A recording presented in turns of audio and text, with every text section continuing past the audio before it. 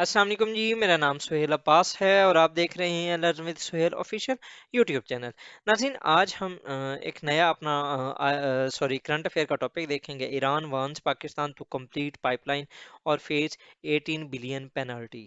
ठीक है, 18 billion dollar की पेनल्टी ईरान ने पाकिस्तान के ऊपर लगाने की एक धमकी दी है।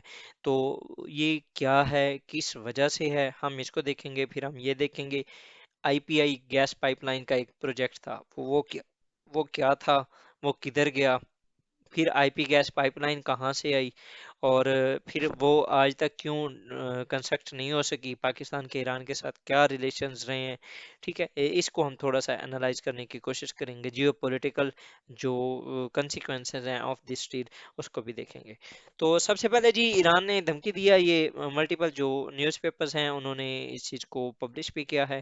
अगर आप ये देख लें, द न्यूज़ का है, डेली टाइम्स है, ये सारे इन्होंने बताई हैं।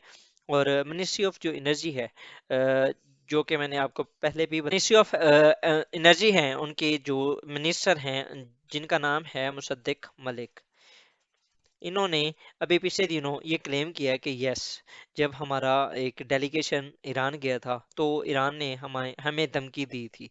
ठीक है, और हमें एक डेडलाइन दी थी, सॉरी, धमकी नहीं दी थी, एक डेडलाइन दी थी कि मार्च 2024 तक आप पाकिस्तान जो है वो अपना जो एरिया है, वो जो अपना कंस्ट्रक्शन है वो कंप्लीट करे आईपी गैस पाइपलाइन की, और हमसे जो गैस है वो लेनी स्टार्ट करे, और else be ready for this penalty. ठीक है, तो हम अब थोड़ा सा बैकएंड पे जाते हैं, हम हिस्ट्रिकली देखते हैं कि ये आखिर आईपी गैस पाइपलाइन है क्या, और इसको कब और कैसे साइन किया गया। तो नाज़रीन, 1994 के अंदर पाकिस्तान और ईरान कुछ इनकी आपस के अंदर अंडरस्टैंडिंग हुई, और पाकिस्तान ने ये कहा कि हम इस तरह करते हैं कि ईरान से कुछ जो ऑयल है वो हम मंगवाते हैं, सॉरी गैस है वो हम मंगवाते हैं पाकिस्तान, और पाकिस्तान से वो फिर फर्दर जाएगी इंडिया। ठीक है, तो ये ईरान से मंगवानी थी इन्होंने, और ईरान से ये फिर फर्दर इंडिया जानी थी। इस जो पाइपलाइन था, इसका नाम रखा गया था आईपीआई गैस पाइपलाइन, मतलब कि Iran Pakistan and India gas pipeline.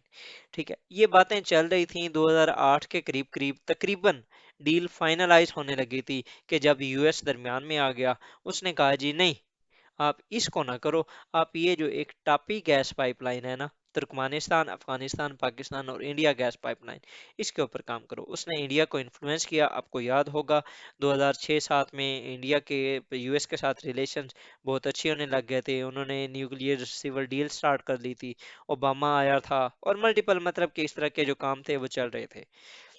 और यूएस के ईरान के साथ जो रिलेशन थे वो काफ़ी ख़राब हो रहे थे। अहमदी नजाद था शायद ईरान के अंदर, और ईरान अपने न्यूक्लियर प्रोग्राम के ऊपर काम करना स्टार्ट कर चुका था, उसके यूएस के साथ रिलेशन ख़राब हो रहे थे। इधर से सऊदीया भी था, कैसे उसका अपना एक रोल था जो कि वो प्ले कर रहा था। तो ये सारी चीजें करते करते ना, वो जो डील थी, जो आईपीआई गैस पाइपलाइन होनी थी, इंडिया ने कहा कि मैं बैक होता हूँ, वो बैक साइड पे चला गया। अब बाकी रह गया पाकिस्तान और ईरान।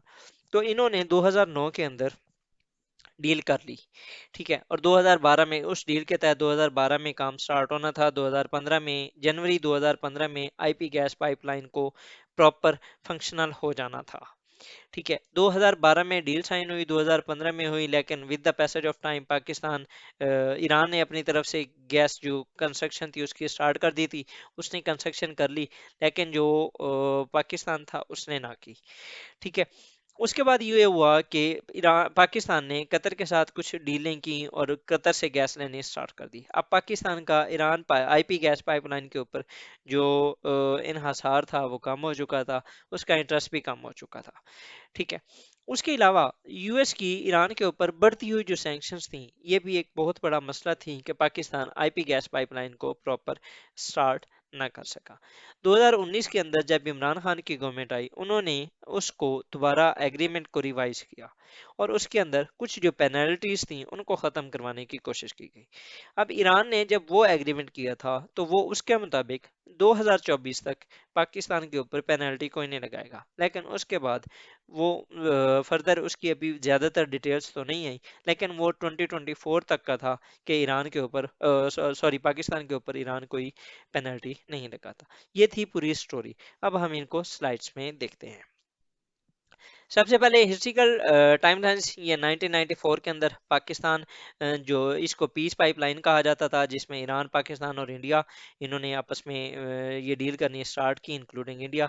7.5 बिलियन डॉलर की ये डील थी। 1700 मील प्रोजेक्ट, 1700 माइल ये लंबा प्रोजेक्ट था, जिसके अंदर आपने गैस लेके आनी थी। इन 2008 इन 2008 a deal was nearly struck between the three countries until India decided to move towards an alternative pipeline, टापी, जो कि मैं ऑलरेडी आपको बता चुका हूँ। Sanctions on Iran coupled with pressure from US most likely influence India's decision. ठीक है, India का जो डिसीजन था वो ज्यादातर सैंक्शंस ईरान के ऊपर, और दूसरा यूएस की तरफ जो उसकी अलाइंसमेंट थी। उसके बाद आफ्टर इंडिया पुल्ड आउट, ये इन्होंने पाकिस्तान एंड ईरान इन्होंने एक डील की 2009 के अंदर। The pipeline construction was plan to begin in 2012 and completed by 2014। However, the project failed significant delays as Pakistan failed to commit the construction of its portion. अब reason क्या थी? UN sanctions on Iran 2012 के अंदर caused Pakistan to back track on the project. Additionally in 2015 Pakistan agreed to import gas from Qatar, और ये भी मसला और ज्यादा वो कम हो गया। From 2017 to 2019, there were no development updates about the project. Iran has since completed construction of its part of pipeline. Iran ने अपनी साइड वाली जो पाइपलाइन थी वो बना ली थी। अब the construction of Pakistan portion of pipeline was inaugurated in March 2013 but on the heart ever since. मतलब कि 2013 के अंदर the construction of Pakistan portion जो जो था वो स्टार्ट किया गया था, लेकिन वो मतलब कि वो जिस तरह मैंने आपको ऑलरेडी बताया कि स्टार्ट हुआ था, लेकिन फर्दर वो रुक गया था। 2019 के अंदर दोबारा the inter state gas system of Pakistan and the national Iranian gas company drafted a new agreement for the construction of pipeline. Under the new agreement, the countries would mutually chalk out practical solution to complete the project, and Pakistan would expected to construct its part of project by 2024। ये जो मैंने already आपको बताया कि ये हमने revise किया था अपना जो प्रोजेक्ट था। अब काजेज ऑफ डिले क्या थी? इंडियन एग्जिट पहला, यूएस सैंक्शंस ऑन ईरान दूसरा, पाकिस्तान एग्रीमेंट विद कतर चौथा जो था सऊदी ईरान राइवलरी थी, और पांचवा जो था पाकिस्तान की इल्स थी, economic ills, lack of finance, and छठा लैक ऑफ पॉलिटिकल विल। ये सारे इश्यूज थे जिनकी वजह से पाकिस्तान ने अभी तक उनको नहीं किया था साइन। जो एग्रीमेंट की डिटेल्स हैं ये ऑलरेडी मैं आपको बता चुका हूँ कि किस तरीके से 2014 के अंदर ये स्टार्ट हुआ था, सॉरी 2012 के अंदर, और ऑनवर्ड अभी तक जो इसके अंदर जो इश्यूज हैं वो चल रहे हैं। अब द पाइपलाइंस की जो कंस्ट्रक्शन थी वो 2012 से 2014 के अंदर इसको कंप्लीट होना था, लेकिन वो नहीं हुई।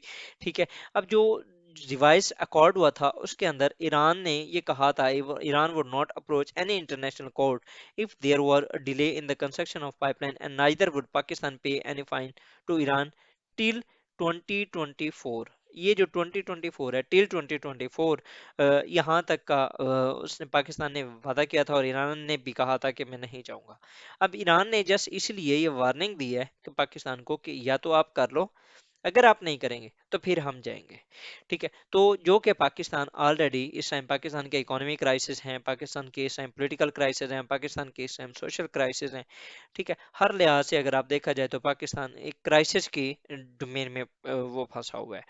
इंटरनेशनली देखे जाए तो पाकिस्तान की फॉरेन पॉलिसी में यूएस चाइना आ जाती है, यूएस रशिया आ जाते हैं, पाकिस्तान इंडिया, पाकिस्तान अफगानिस्तान, उनके साथ इसके रिलेशन काफ़ी एक डामाडोल चल रहे हैं। अगर इकोनॉमिकली देखा जाए तो पाकिस्तान के अंदर बैलेंस ऑफ पेमेंट के क्राइसिस चल रहे हैं, डिफॉल्ट होने का खतरा है, आपकी इन्फ्लेशन हाई लेवल पे है, आपकी आए दिन करेंसी डाउन हो रही है, आपके इंटरेस्ट रेट इंक्रीज हो रहे हैं, आपकी इंपोर्ट्स कम हो रही हैं, आपकी एक्सपोर्ट्स कम हो रही हैं। ठीक है, ओवरऑल बिजनेस सेक्टर आपका तबाह हो चुका है। अगर आप पॉलिटिक्स में देखें तो आपके पॉलिटिकल जो प्रॉब्लम्स हैं वो already they are going on. आपकी दो जो मेजर सूबे हैं आपके, उसकी असम्बलियाँ डिसॉल्व हो चुके हैं, अंडर केयर टेकर गवर्नमेंट वो चल रही हैं, इलेक्शन होने का नाम नहीं ले रहे, और दूसरे तीसरे दिन कोई अपोजिशन लीडर आपका किडनैप किया जाता है या उठाया जाता है या अरेस्ट किया जाता है। वो एक जो ब्लेम गेम है वो इट इज़ गोइंग ऑन।